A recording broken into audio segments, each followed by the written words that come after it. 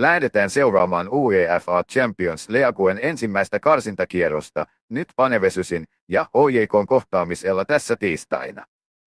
Helsingin jalkapalloklubi pyrkii läpäisemään karsinnan ensimmäisestä osallistumisestaan League-faseen vuonna 1998-1999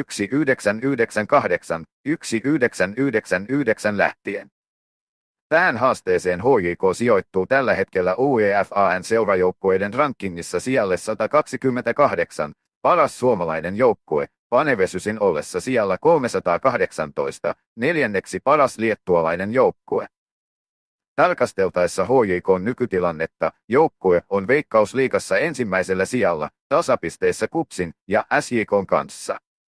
Yksilöiden numeroiden pyöriessä keskikenttäpelaaja Lukas Lindman ja hyökkääjä Topi Keskinen ovat suurimpia tähtiä tällä hetkellä. Heikkous löytyy puolustuksesta, erityisesti oikealta puolelta.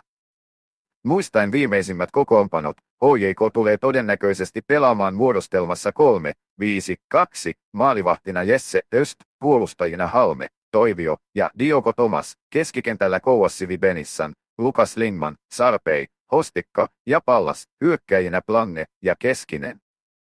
Tutkiessa Head Torstai Head historiaa, HJK on pelannut 6 ottelua liettualaisia joukkueita vastaan UEFA:n kilpailuissa, saavuttaen 3 voittoa, 1 tasapelin ja 2 tappiota.